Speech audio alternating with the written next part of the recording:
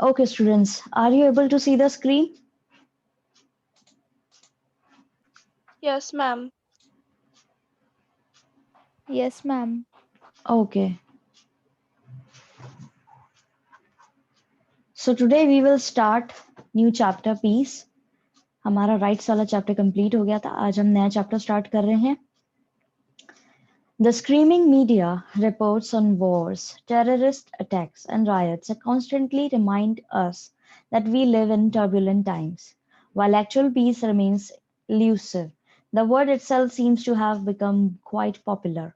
अब ये जो मीडिया है उसमें आपको लगातार रिपोर्ट्स मिलती रहती हैं वॉर के बारे में, टेररिस्ट अटैक के बारे में, दंगे जो हो रहे हैं उनके बारे में, और ये हमें बताता है कि हम कैसी टर्बुलेंट टाइम्स में जी रहे हैं, यानी कि एक केओटिक सिचुएशन में जी रहे हैं. और दूसरी चीजें जो हमें जो पीस है वो क्या हो गया है, बहुत ही इल्यूसिव, यानी कि बहुत ही अलग हो गया. वो चीज हमें नॉर्मली नहीं देखने को मिलती.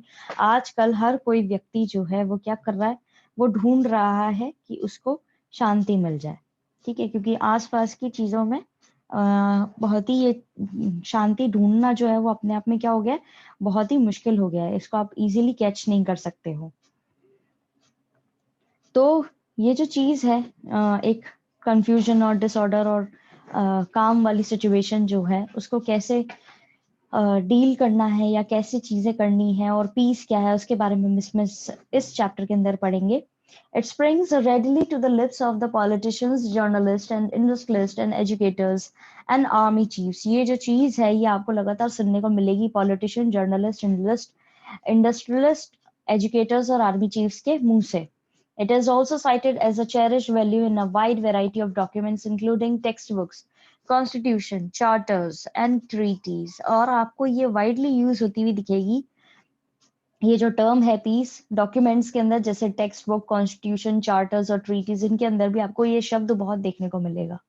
As the idea of peace is readily invoked and desirability of pursuing peace is rarely questioned, we may think that the meaning of this concept needs no further clarification. अब ये जो आइडिया है शांति का, ये और जो इच्छा है लोगों की कि उन सबको शांति चाहिए, ये बहुत ही रेयरली क्वेश्चन करता है कोई इस पर. हम सबको पता है इसका कॉन्सेप्ट क्या है और हमें समझने की जरूरत नहीं, क्लैरिफिकेशन की जरूरत नहीं है कि क्यों इम्पोर्टेंट है. However, this is not the case. लेकिन सिर्फ यही चीज जो है नहीं देखी जाती है. As we will see later, हम आगे जैसे देखेंगे, the seeming consensus around the idea of peace is a relatively recent phenomenon. जो हमारे आसपास की चीजें हम देखेंगे जहां पर शांति का मतलब जो है वो थोड़ा सा डिफरेंट है. Over the years, the meaning and value of peace has been assessed fairly differently. अब पिछले कुछ बीते सालों से इसका मतलब जो है और इसकी वैल्यू जो है पीस की वो थोड़ी अलग तरीके से डिफरेंटली असेस की गई है. The advocates of peace face many questions. जो शांति के एडवोकेट करते हैं, यानी कि उसकी जो पैरवी करते हैं या जो उसको सपोर्ट करते हैं, उनको कई सारे क्वेश्चंस देखने को पूछे जाते हैं उनसे. What exactly is peace? असल में शांति क्या है? And why is it so fragile in today's world? और ये आज के समय में इतनी फ्रेजिल क्यों है, नाजुक क्यों है? What can be done to establish peace? और क्या किया जा सकता है पीस को एस्टेब्लिश करने के लिए? Can we use violence to establish peace? क्या हम हिंसा का यूज करके शांति ला सकते हैं? What are the main reasons for the growing violence in our society? और हमारे आसपास, हमारे समाज के अंदर बढ़ती हिंसा के कारण क्या है? These are questions that we will examine in the greater detail in this chapter. अब यही सारे प्रश्न जो हैं, questions जो हैं, इनको हम डिटेल में पढ़ेंगे इस चैप्टर के अंदर. पहला है introduction. Like democracy, justice and human rights, peace has become a buzzword. अब democracy, justice और human rights की तरह ही peace जो है वो क्या बन गया है, एक buzzword बन गया है, इनकी बहुत ही आसानी से सुना जा सकता है. But we must remember that this seeming consensus on the desirability of peace is relatively recent. लेकिन हमें ध्यान रखना है कि ये जो नई चीज उठी है, ये जो नई कॉन्शियसनेस उठी है लोगों की, ये जो नए जागे हैं लोग बाग, एक जर्नल अग्रीमेंट पर जो आए हैं कि सब जगह पीस होना चाहिए, वो थोड़ा अभी रिसेंटली ही हुआ है. Many important thinkers of the past wrote about peace in negative terms. कई जो important thinkers हुए हैं उन्होंने पहले पिछले past में उन्होंने इसके बारे में negative तरीके से लिखा है. The 9th century German philosopher Friedrich Nietzsche was one of those who glorified war. ये एक ऐसे जर्मन फिलोसोफर थे जिन्होंने बड़ा चढ़ा करके लिखा है कि वॉर जो है वो बहुत ही बेहतरीन चीज है. Nietzsche didn't value peace because he believed that only conflict could facilitate the growth of civilization.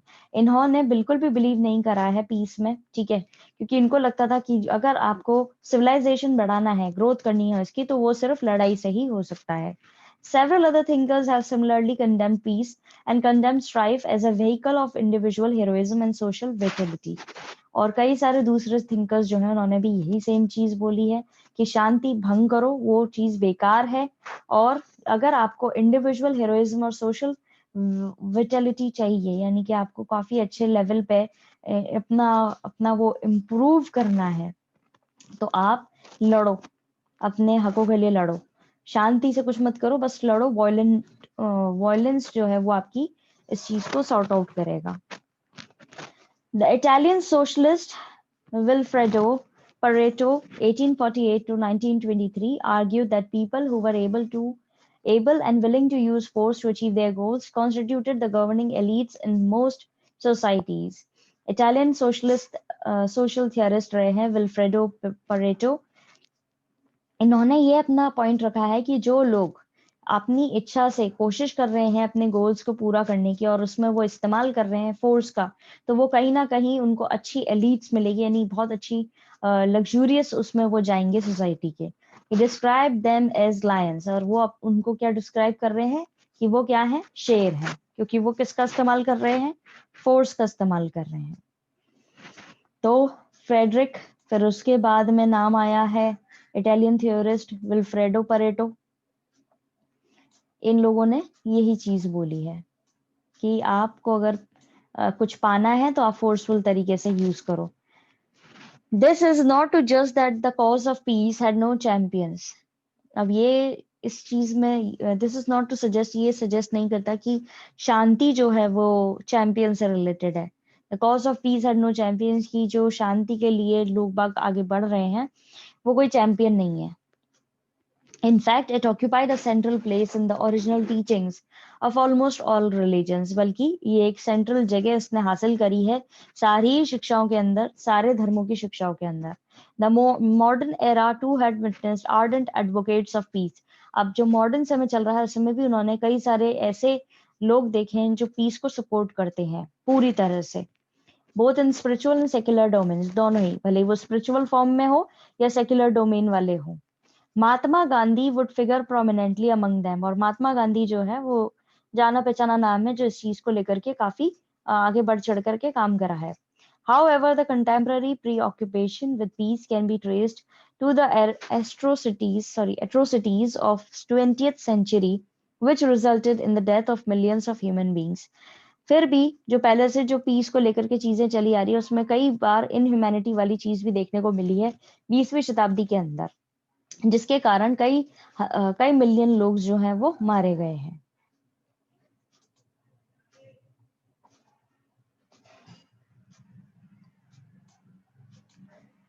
You may have read about some of these events in our history books, textbooks. तुमने कई सारे इस तरह के इवेंट्स के बारे में पढ़ा होगा हिस्ट्री की किताबों में. The rise of fascism, Nazism and the world wars. अब ये जो बेसिकली चीजें हैं वो ये हैं, इनके बारे में आपने हिस्ट्री में पढ़ा है, फेसिज्म के बारे में, नाजिज्म के बारे में और वर्ल्ड वॉर्स के बारे में. Close home in India and Pakistan we have experience the horrors of partition. और क्लोजर होम अगर हम अपने आसपास देखें तो इंडिया और पाकिस्तान का जो पार्टीशन हुआ था वो बहुत ही हॉरेबल पार्टीशन हुआ था. उसमें भी बहुत ज्यादा एट्रोसिटीज देखने को मिली थी, यानी बहुत ही इनह्यूमैनिटी देखने को मिली थी, बहुत मारकाट मची थी, बहुत लोगों की तबाही हुई थी, बहुत लोगों के साथ में गलत हुआ था. तो वो भी एक शांति के लिए किया गया था, उनको उनका अलग जगह दी गई थी, हमारे यहाँ पे अलग वो किया गया था. लेकिन पार्टीशन जो हो रहा था जिसमें उनको बोला जा रहा था कि अगर आप इस कम्युनिटी के लोग हैं तो आपको उधर जाना है और अगर आप उस कम्युनिटी के लोग हैं तो आपको इधर आना है, उस चक्कर में बहुत ज्यादा यहाँ पर तबाही मची थी, हिंसा बहुत ज्यादा हुई थी. अभी तक किसी को कोई दिक्कत? मैम हम्म मैम ये जो फैसिज्म नाजिज्म है मैम इनमें क्या होता है? हिस्ट्री में पढ़ेंगे इसके बारे में। पुराने इवेंट्स हैं, मैम उसमें बहुत ज्यादा इनह्यूमैनिटी देखने को मिली थी और लड़ाइयाँ बहुत हुई थी, वॉर्स हुए थे, उससे रिलेटेड है। नाजीज ने कहीं और जाके कब्जा कर लिया और फैसिज्म का अलग राइज हुआ था, वो अलग टॉपिक्स हैं। Okay ma'am. और किसी को कोई दिक्कत? No ma'am. No ma'am, it's clear. Okay. Many of the aforesaid calamities involve the use of advanced technology to wreak havoc on an unprecedented scale. कई सारी calamities जो हैं वो हुई हैं जिसके अंदर यूज किया गया है टेक्नोलॉजी का कि एक तबाही मचा दें एक अलग लेवल के स्केल पे जो आप इमेजिन नहीं कर सकते। Thus, Germany carpet bombed London during the Second World War, and the British responded by sending 1,000 bomber raids to attack German cities. अब क्या इस्तेमाल हुआ, कहाँ कहाँ पे क्या क्या चीजें हुई, वो ये देखो बताया जा रहा है कि जर्मनी ने कारपेट बॉम्ब करके अपना वो दिया जिसमें उन्होंने लंदन पर सेकेंड वर्ल्ड वॉर के तहत बम्स गिरा दिए थे। और फिर ब्रिटिशर्स ने कैसे रिस्पॉन्स किया, उन्होंने 1,000 बॉम्बर रेड्स करी जर्मनी सिटीज पर, उन्होंने भी बॉम्ब्स गिराए। The war ended with the USA dropping atom bombs on the Japanese cities. और ये वॉर कब खत्म हुआ, जब यूएसए ने एटम बॉम्ब्स गिरा दिए थे जापानीज सिटीज पे, हिरोशिमा और नागासाकी।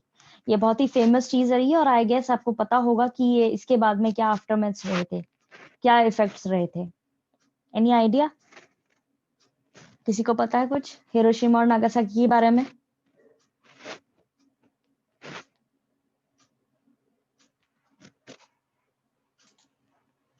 किसी को कुछ नहीं पता हिरोशिमा और नागासाकी के बारे में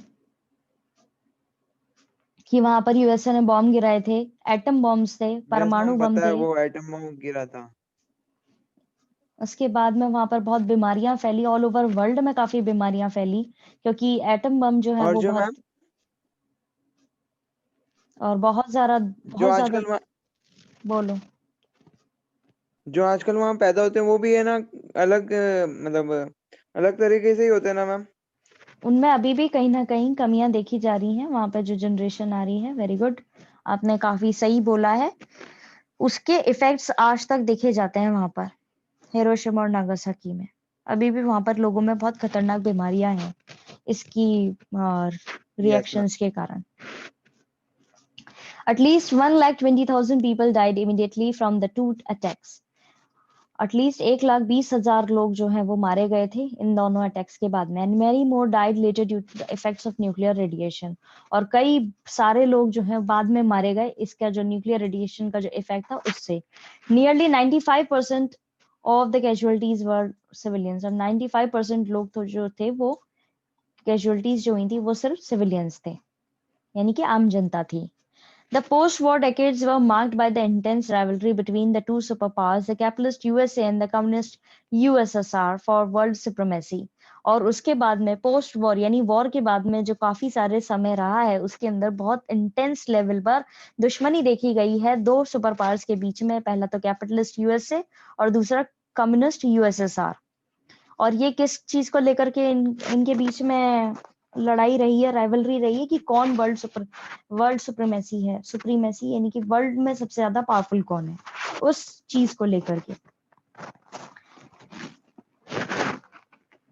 Since nuclear weapons had become the new currency of power, both countries began to mix and stockpile them on a large scale. अब जैसे न्यूक्लियर वेपन्स वो देखे जाते हैं कि सबसे ज्यादा पावर किसके पास में है, वो ये इस चीज पर बेस उस चीज पर आप डिसाइड करोगे कि कौन से देश के पास में ज्यादा न्यूक्लियर वेपन्स है। दोनों ही कंट्रीज ने फिर कोशिश करी कि वो और ज्यादा वेपन्स बनाए, न्यूक्लियर वेपन्स बनाए और उनको स्टॉकपाइल यानी कि इकट्ठा करते जाए लंबे मतलब लार्ज स्केल पे, नहीं बहुत ज्यादा मात्रा में।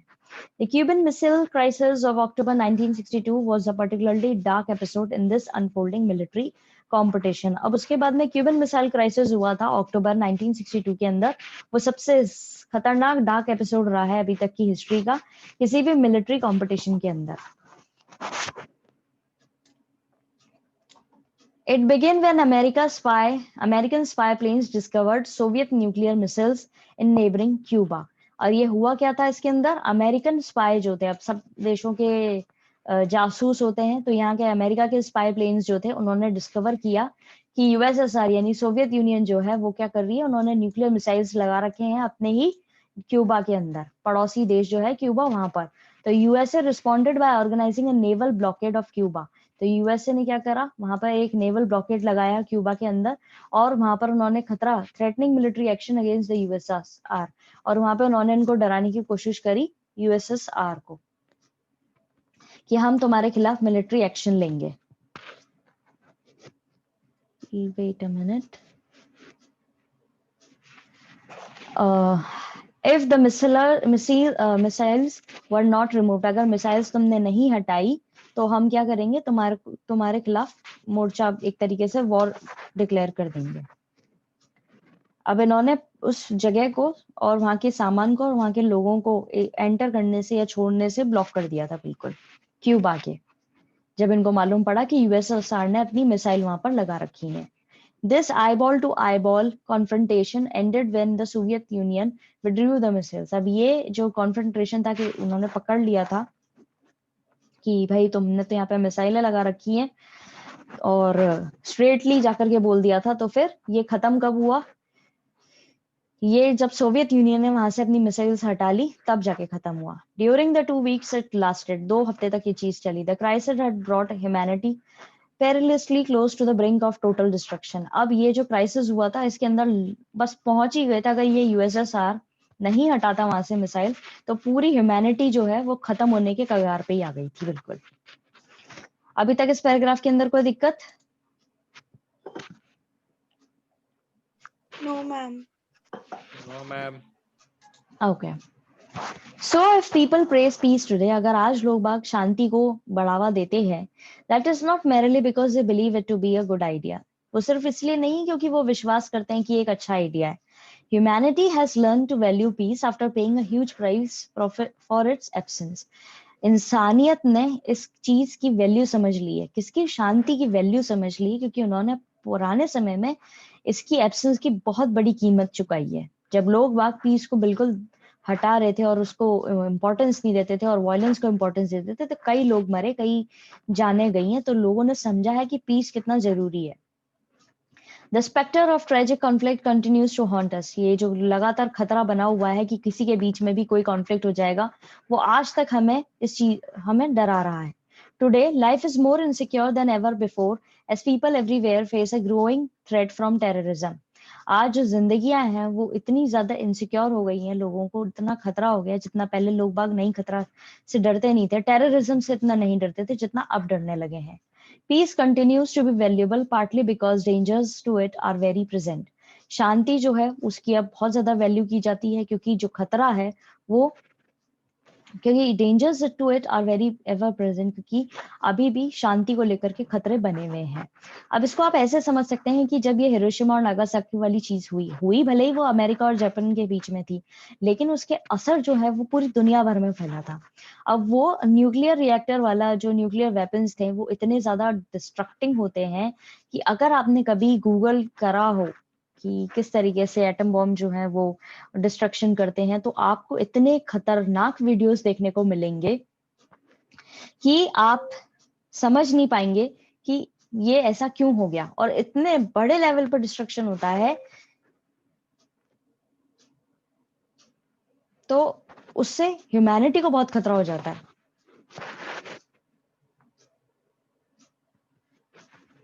तो ये चीज देखना बहुत ही कभी अगर आपको मौका मिले, अगर आप कभी YouTube वगैरह देखें तो उस पर न्यूक्लियर, ये हिरोशिमा नागासाकी वाले के तो कई एक एग्जाम्पल के तौर पर आपको वीडियोस देखने को मिल जाएंगे, जिससे आपको पता पड़ेगा कि कितना डिस्ट्रक्शन हुआ।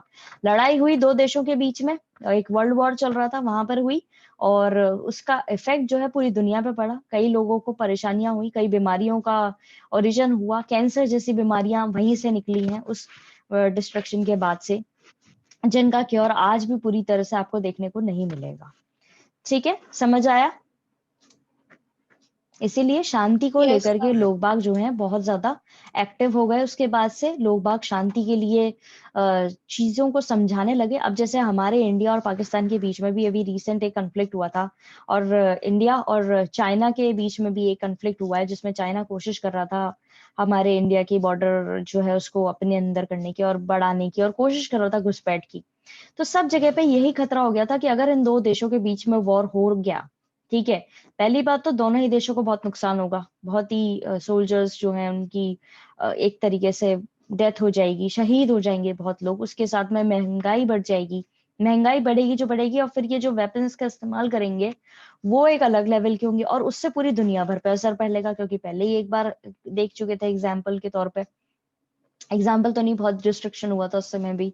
तो कहीं भी किसी भी दो देशों के बीच में जब ये एक शुरू होती है, जरा से कन्फ्लिक्ट ही शुरू हो जाती है, तो पूरी दुनिया के लोग जो हैं शांति का बढ़ावा देकर के शांति से उन चीज को सॉर्ट आउट करने की कोशिश करते हैं, ठीक है। इसीलिए लोग बाग शांति और दूसरे देश जो हैं वो इंटरफेयर करने लगते हैं, और वो कोशिश करते हैं कि इस चीज को सेटल डाउन किया जा सके। अब है द मीनिंग ऑफ पीस। शांति का मतलब क्या है? Peace is often defined as the absence of war. Peace जो अक्सर माना जाता है कि जहां पर वॉर नहीं होता वहां शांति होती है। एब्सेंस ऑफ वॉर यानी कि वॉर की बिल्कुल एब्सेंस होनी चाहिए, बिल्कुल ये होना नहीं चाहिए। The definition is simple but misleading. Definition तो सिंपल है, लेकिन ये कई बार गलत मतलब निकाल लेते हैं लोग बात। This is because war is usually equated with arm conflict between countries, क्योंकि वॉर का मतलब लोगों को यही समझ में आता है कि दो कंट्रीज या कंट्रीज के बीच में जो है वो वेपन्स को साथ में लड़ाई होगी। However, what happened in Rwanda or Bosnia was not a war of this kind. अब देखा जाए तो जो रवांडा और बोस्निया करके जो दो देश हैं उनके बीच में जो वॉर हुआ था वो इस तरह का नहीं था। Yet it represented a violation or cessation of peace. फिर भी वो माना जाता है कि ये शांति को भंग करने वाली चीजें थी। While every war leads to absence of peace, every absence of peace need not take the form of war. अब भले ही ये माना जाता है कि हर वॉर के अंदर शांति जो है वो गायब रहती है, लेकिन हर जगह शांति का गायब होने का मतलब ये नहीं होता कि वो वॉर के अंदर वॉर के रूप में ही खत्म होगा, यानी वो सिचुएशन वॉर के उसमें चली जाएगी। The second step in defining peace would be to see if it as absence of violent conflict of all kinds, including war, riot, massacre, assassination, or simply physical attack. दूसरा step जो है, जो हम piece को लेकर के समझाते हैं, उसमें किस किस चीज की एब्सेंस होनी चाहिए। वायलेंट कन्फ्लिक्ट जो है वो हर तरीके का नहीं होना चाहिए, यानी हिंसा नहीं होनी चाहिए। वॉर हो, दंगे हो, मैस्केर यानी कि बहुत एक होता ना कि इंसानी उस पर काट देते हैं और मार देते हैं लंबे उस पर, असासिनेशन यानी कि किसी को हत्या करवा देते हैं, या सिंपली फिजिकल अटैक होते हैं, ये सब चीजें भी नहीं होनी चाहिए। समझ में आया? किसी को अभी तक कोई दिक्कत? No, ma'am, no problem. Okay, so No, that's ma'am. it No, for ma'am, no today. We are problem. running Yes, out ma'am. of time. हम आज इतना ही पढ़ेंगे। आप अपनी प्रॉब्लम्स इकट्ठी कर लीजिएगा इस चैप्टर से related. Now I am going to send you link for your history class. Thank you, ma'am.